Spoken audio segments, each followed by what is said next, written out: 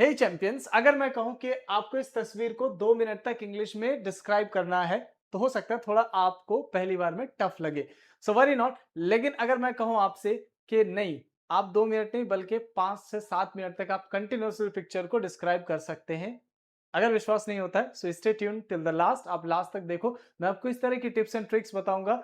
सो आप आराम से इजिली 3 मिनट्स, 4 मिनट, 5 मिनट्स आप आराम से बात कर सकते हैं। इतने सारे पॉइंट्स आपको बताने वाला हूं। यानी सिंपल सा आप समझ लीजिए, I am going to train your brain to think in English and to speak in English. यानी आज आपका ब्रेन को हम ट्रेन करेंगे कि ग्रामेटिकल स्ट्रक्चर नहीं बल्कि नेचुरल इंग्लिश कैसे बोले, कैसे आप इसको सोच सकते हैं और इंग्लिश में बोल सकते हैं। तो सबसे पहले तो ये सारे पॉइंट्स देख लो। आप जब भी कोई तस्वीर को डिस्क्राइब करने जा रहे होते हो ना, तो पहले तो आप ये फ्रेम अपने ज़हन में बिठा लो। क्या? व्हाट कैन यू सी? सबसे पहली चीज़ आप नोटिस करिए कि इस तस्वीर में आपको दिख क्या रहा है। ठीक है? अब बताएँगे आगे हम कि कैसे उसको डिस्क्राइब करना है। सबसे पहले आप ऑब्जर्व करना सीखो। व्हाट कैन यू सी? और ये सिर्फ ये इंग्लिश के लिए नहीं बोल बोल रहा हूँ। बहुत सारे ऐसे एग्ज़ाम्स होते हैं जहाँ पे आपको इस तरीके का तस्वीर दिया जाएगा और आपको इंग्लिश में डिस्क्राइब करना होगा to test your thinking level, कि आप कितना जल्दी चीज़ों के बारे में सोचते हैं और कितना जल्दी आप चीज़ों को नोटिस कर पाते हैं और कैसे आप चीज़ों को रिलेट कर पाते हैं। ठीक है? तो ये आपकी थिंकिंग एबिलिटी को एनहांस करने के लिए भी इस तरीके की चीज़ें आगे आने वाले समय में कराया जा सकता है। ठीक है? वेल, तो नेक्स्ट पॉइंट, पहली चीज़ क्या है? You have to notice the object whatever you are seeing. ठीक है? Next, who is there? इसमें तस्वीर में कौन लोग हैं? कौन है? इस तरह से वेयर आर दे? ये तस्वीर कहाँ की लग रही है, किस जगह की लग रही है। इस तरह से व्हाट आर दे डूइंग? वे लोग क्या कर रहे हैं, यानी एक्टिविटीज को नोटिस करना है। इस तरह से व्हाट इज हैपनिंग? क्या हो रहा है भाई इसमें। इस तरह से व्हाट्स द वेदर लाइक? मौसम आपको कैसा लग रहा है। How many people can you see? आपको कितने लोग इसमें नजर आ रहे हैं। तो पहले ये चीजें जब आप अपने जहन में बिठा लेंगे, अब उसको एक्सप्लेन कैसे करना है that I am going to tell you, worry not. तो चलिए आगे बढ़ते हैं and let's know the methods. ठीक है? तो चलो अब हम आगे बात करते हैं। जैसे मैंने ये पॉइंट्स आपको बताया कि ये सारे पॉइंट्स हैं जो आपको अपने जहन में रखना है। अब उसका रिप्लाई कैसे करना है। जैसे मैंने पूछा आपसे व्हाट कैन यू सी, अब बताओ इस तस्वीर में क्या दिख रहा है। तो अगर कहना हो कि मुझे, जैसे मैं देख पा रहा हूं कि एक फैमिली है, तो आप क्या बोलोगे? I can see there is a family. Come on, क्या बोलेंगे? I can see there is a family. ठीक, इस तरह से। और क्या क्या है, तो आप देर लगा करके बोल सकते there is a dog, one girl and one boy, and there is a couple, husband and wife. Okay, इस तरह से। और भी जो चीज आपको there are two children, those who are playing, जो यहाँ पे दो बच्चे वे खेल रहे हैं। ठीक है, ये आप बता सकते हो इस तरह से।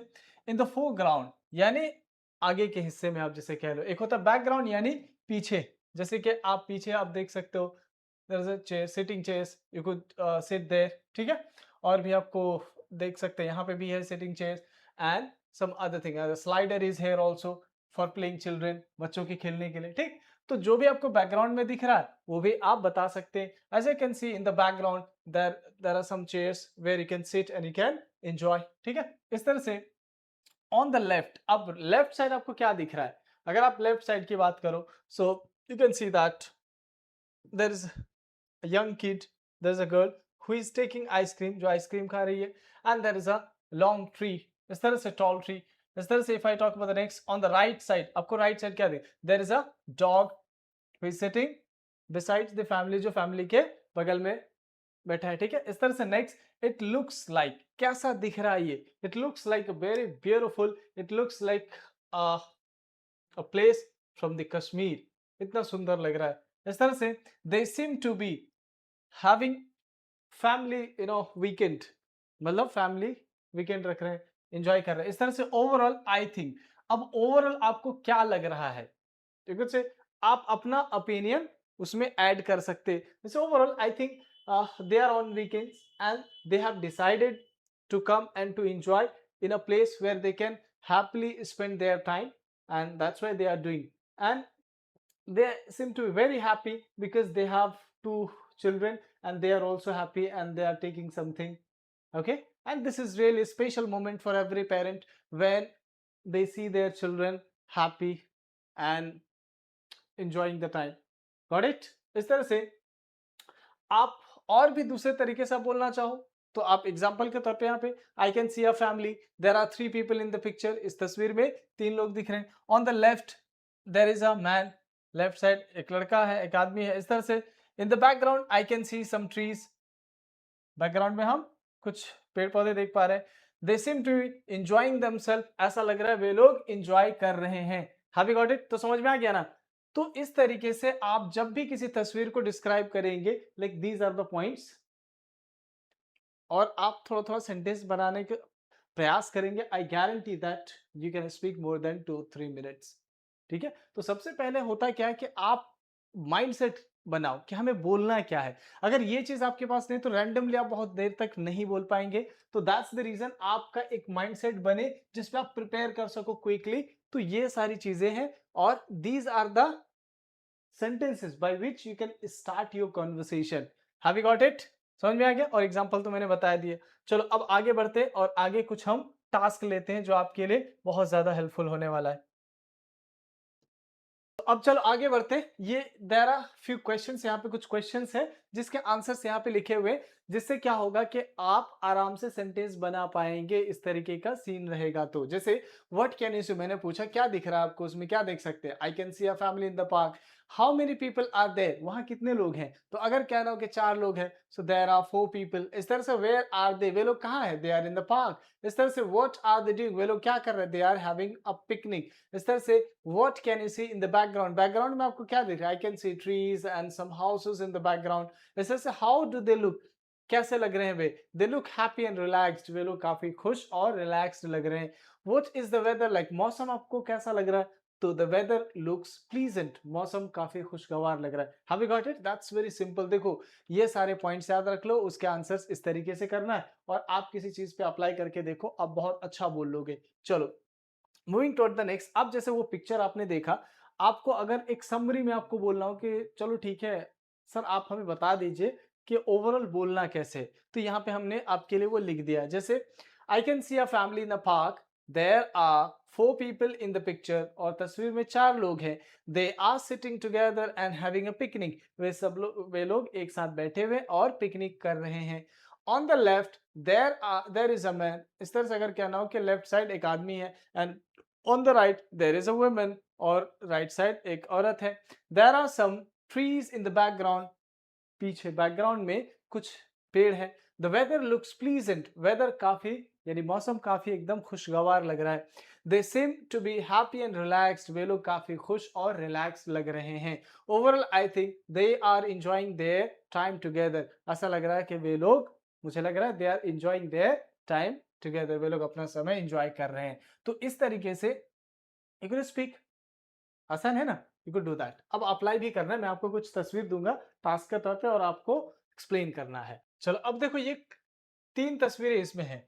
एक है classroom, railway station and there is a busy market. Okay, अब आपको ना इसके बारे में इंग्लिश में बोलना है।